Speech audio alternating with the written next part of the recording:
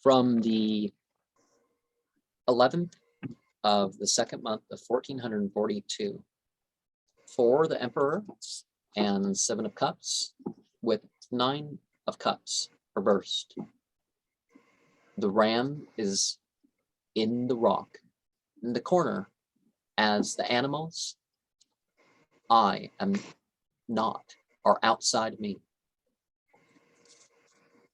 He loses track of the sun, as he is a diviner of the inside psychology.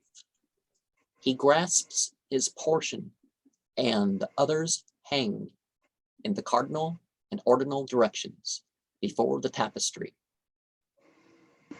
There is rewards to be found in the powerfully influential emotions, if you are ready to face the past's hidden mystery.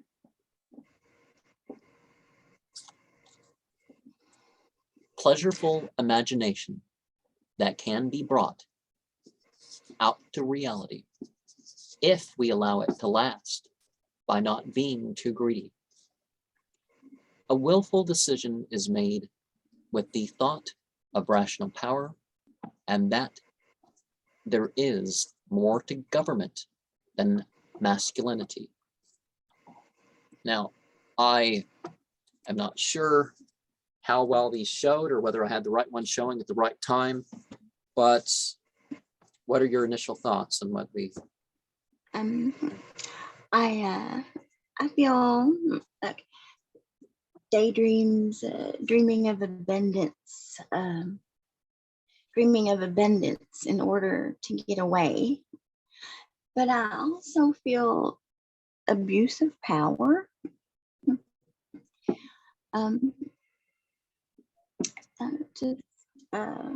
Dreams of abundance to get away. Get away from their situation, or maybe plans to have increase in order to leave their current situation. And it's strange how abuse of power comes to me. I wouldn't know how that would tie into, dreams of abundance in order to, just get away from the situation, get from one's situation. So.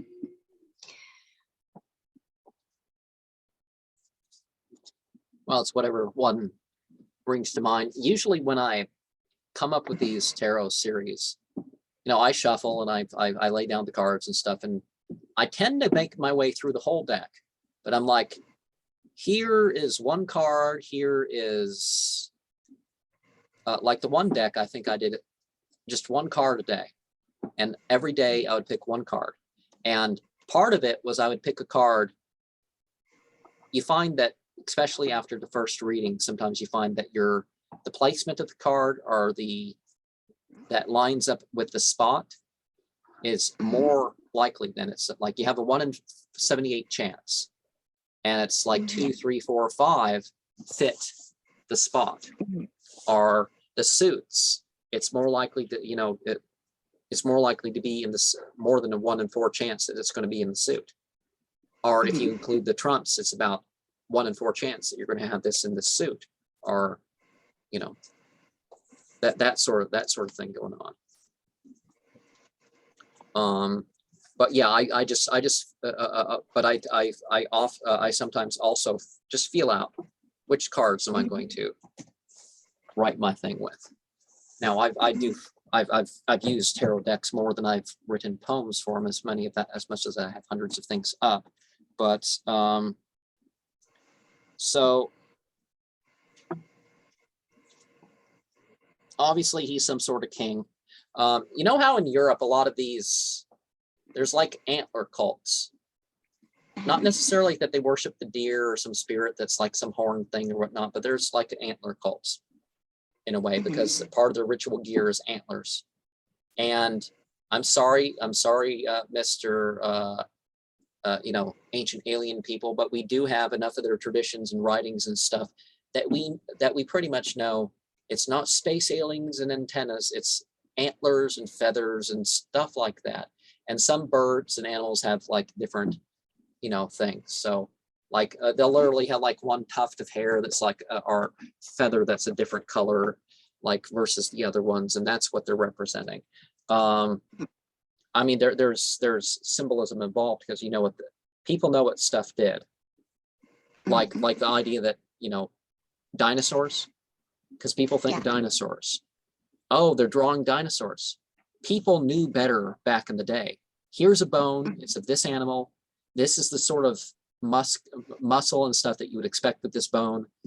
People knew that much better a couple hundred years ago than they do now.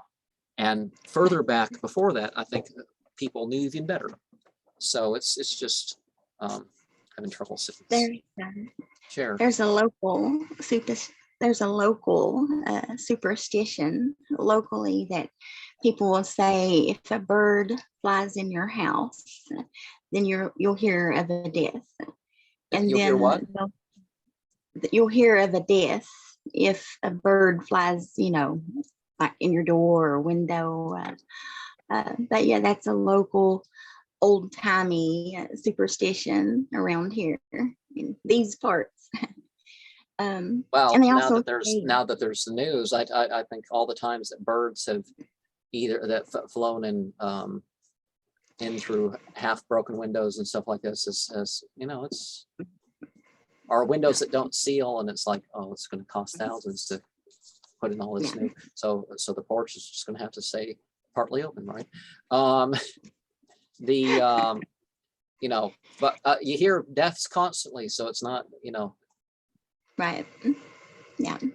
But if a bird's making its way in your house, there's probably some air leak or something. Someone's going to catch a cold that could, you know, or someone around you going to catch cold. As other people are dealing with the problem too. So, but remember well, they always have that posture. You know, the guys with his leg crossed. So it's Saudi is not the star. You know that line from the Book of the Law. So the Thoth tarot deck, is pulled this. I'm having even more trouble than usual with this. The Thoth tarot deck always has the guy with his legs crossed. So they don't give him the letter H, they give him the letter TZ or TS, which is the same letter. It's just spelt different in English. So his legs are like that, and you understand that. But you also understand the tarot deck has done this, like in a couple spots, it's done a little twist. So if it's the age of Aquarius, you know, the star card would be the house card. And so the house and you know, Aries, it's not the age of Aries anymore, it's the age of Aquarius. So and still in the age of Pisces, people were thinking it's the age of Aries. And they're still doing Aries astrology, which means it's you know, it's something in your head. You're putting your beliefs in something, you're taking your beliefs out of something. It's all up to you what you do with it. It's not that, oh, this person's this, I can't hang out with you because you're a Taurus or something like that. It's like, well, it turns out I'm not a Taurus, I'm a May birth. So being a May birth, I am actually a Aries. So that you know, this is my card. And so but you usually have something to do with a ram or a lamb on this card. But I guess the antlers kind of relates to that, because the antlers, same function as the ram, the men competing to bash at each other. And sort of a Narcissus sort of figure here with a person.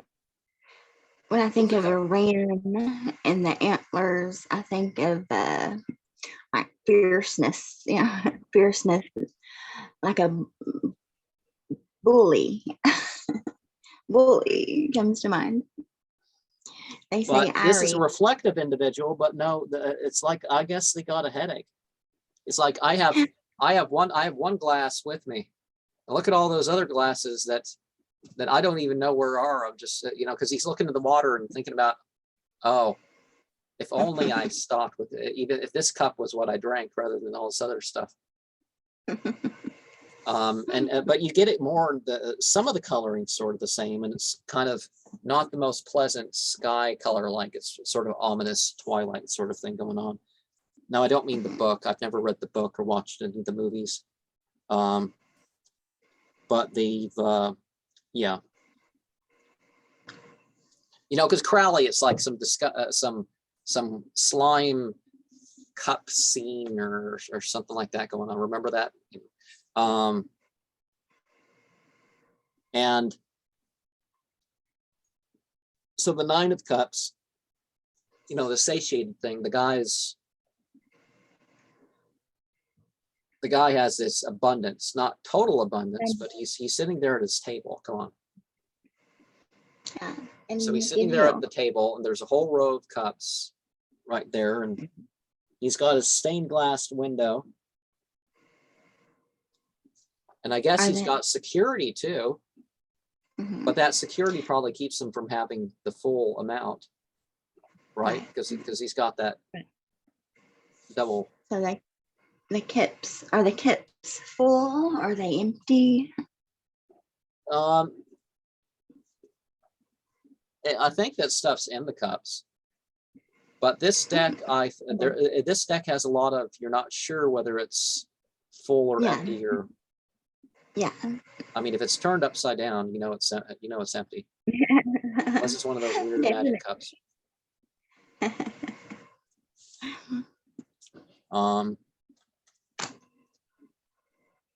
But yeah,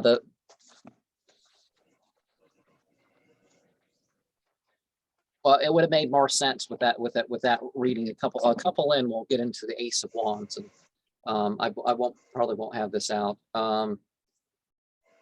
One, I've shown the stone in more detail. I kind of don't want to take it out because it's going to flex at this. But you kind of, when you want to have a wand, want to have a positive and a negative thing going on, and you know, in general, also you want to have like a stone to go with the plant. I feel creation.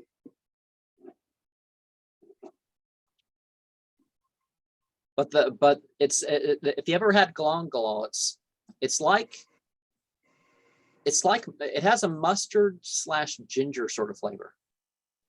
People call it like Indian ginger or something like that. It's also called juju, if you've heard that word before. I've heard that. So a lot of what people call root work is actually working mysticism with plants, basically.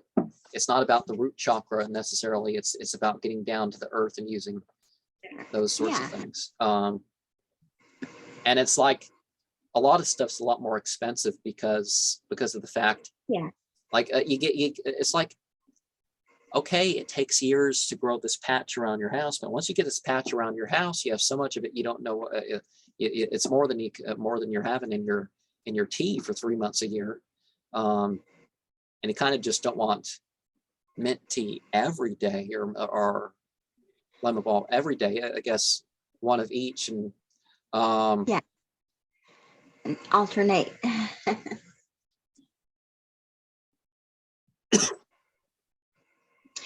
Ginger, do you make but it's helpful for stomach aches. Oh, okay. But it's not as available. I think in Georgia it's more available than a lot of states. Yeah. I haven't been down to Louisiana or Florida. I don't think I've ever been in either of those states. So I don't know if it's more common in those states. If it's part of the voodoo tradition, maybe it is. Yeah. But I know in Georgia, if you drive off to Georgia, you can find fresh glangolol. No one has to send it to you. It's easy enough to find. But it's one of those. It's good with fish. So anything related to the fish symbolism, you can kind of connect the whole glangolol thing. That it smooths the whole thing. Anything physical, when you talk about the symbolism or the mystical powers of any of these herbs or plants and stuff, one of the things that you're always going to probably look into is look at what it physically is first. How's it feel? What type of material? It's like Some of it dries. It's like a wood, but you want it. It's sort of like ginger. It has some of the same benefits for your stomach and stuff. I don't want to talk too much on this with that because medical advice that people have been using for thousands of years.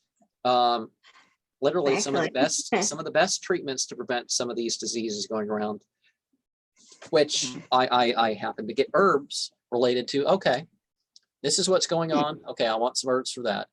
I also want some herbs for if some bubonic or pox or something came about.